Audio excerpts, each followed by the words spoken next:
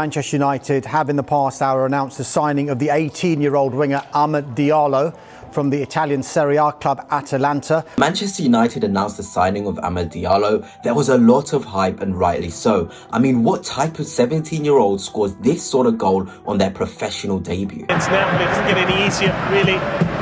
For Udinese, this is Traore! And he's got a goal! The 17-year-old off the bench and on the score sheet. Diallo wouldn't even stop there, as in his third game for Manchester United, off the bench in the 46th minute, he'd do this against AC Milan in the Europa League. We'll soon see, but United, look, Martial going off's a blow. Kessie goal. Fernandes, lovely ball, and Diallo with the back header. How about that for an introduction? Off the bench and into the net. That was sensational from the teenager. I think that Diallo's career would kick on from there, but he'd only feature 5 more times for Manchester United that season. And well, all in all, his Manchester United career could be seen as a very, very slow start. So halfway into the following season, the decision was made to send Diallo out on loan to Rangers.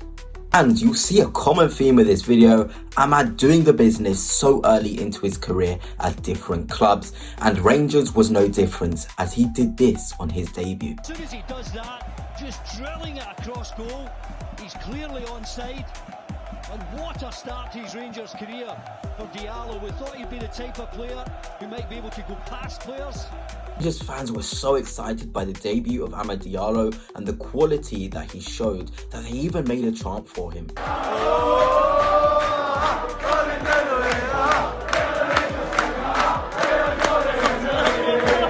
Everything looked great, but what if I was to tell you that Diallo would only start 3 more games for Rangers until the end of the season, scoring only twice?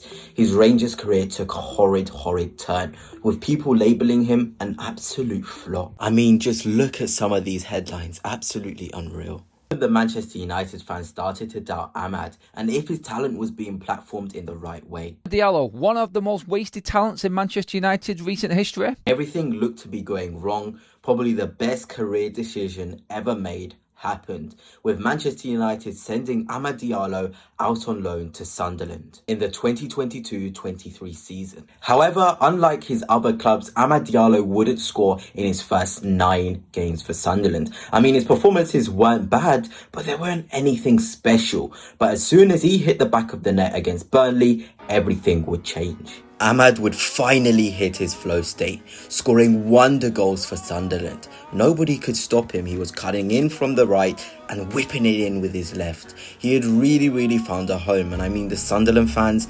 absolutely adored him. They finally had a trickster on the wing. He'd helped them push for those promotion places and ultimately probably be one of their best players of this season. It was the best thing that could have ever happened to Amad. Finally a place where he was loved, finally a place where he was getting consistent game time, and finally a place where he could show his ability. It was there from 17 years old, from when he scored for Atalanta. Everybody could see there was a massive talent there. The 13 goals and 3 assists he got at Sunderland wouldn't change the fact that we all knew there was a special talent within. And now Manchester United fans couldn't wait to have Amad back, as they'd entered year 2 of the Ten Hag era. However, with all the optimism about Diallo, disaster would strike, with the winger getting injured in a pre-season game against Arsenal, which would rule him out until at least December. This was the worst possible case for Manchester United fans, who were so excited to see Amad finally probably get consistent game time under Erik ten Hag, but they now have to wait for a very long time until they got to see him again in a United jersey. Fast forward to December, Amad would finally feature in a game for United again, coming off the bench against Nottingham Forest. Well, you may think this kick-started his United career, but he'd only feature 3 times in the next 10 United games. Clearly, he wasn't a favourite of Erik ten Hag. But hey, when you're a fantastic talent with bundles of ability, when you're given that one opportunity, you take it. And I mean, let me fast forward to that FA Cup game against Liverpool, where Amad Diallo showed the world how special he was. He has Amad to his left. He finds Amad. It's Amad Diallo for United. Amad Diallo has won the game. One of the most incredible games of football you are ever likely to see. And the theatre of dreams has erupted. Amad Diallo scores the winner in the final seconds. It's Manchester United 4. Liverpool 3! I said it would happen, didn't I? When he came on. Even after that individual piece of brilliance, Amad would find himself on the bench for the next 2 games. But after that, he'd feature in every single game except the FA Cup final. And I mean, he would show glimpses of his quality, show what he's all about. But again, we didn't really see the full potential of Amad, even though he put up a fantastic individual performance against Newcastle that many United fans and Amad will certainly remember, as he scored his first Premier League goal. Which now leads us on to the 2024-25 season under Erik ten Hag. Well, the beginning anyway, as Amad would be quite influential for United, getting a goal against Brighton, an assist against Southampton, but ultimately it still felt that Ten Hag didn't love and appreciate him enough.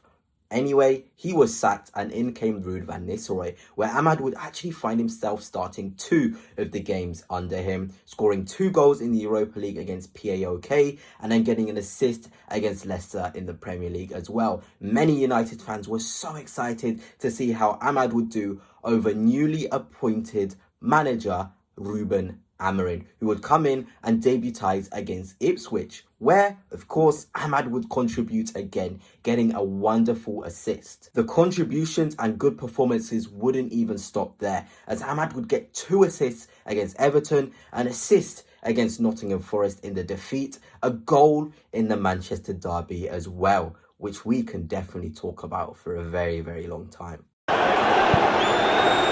Martinez through. Amad through the middle. He's got a touch on it, and Amad has scored for Manchester United in the 90th minute. Amad, what have you just done?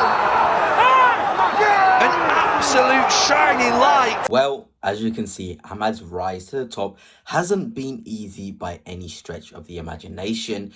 A lot of hard work, a lot of roadblocks, but Amad always got up and found a way. He's finally now finding his best football under Ruben Amorim, and I think the scary thing about it all is we haven't seen him at his very best yet. Yes, he's been the best player under Amorim, but I still think there's levels he can go up, and it's looking very scary. As Gary Neville said on commentary, he was the only player, not even just on Manchester United's team, but in the whole game that looked like they wanted to take it by the scruff of its neck and win it. And that takes a lot of cojones and a lot of confidence, which Amad does. On top of his fantastic ability, United certainly have a world-class winger on their books.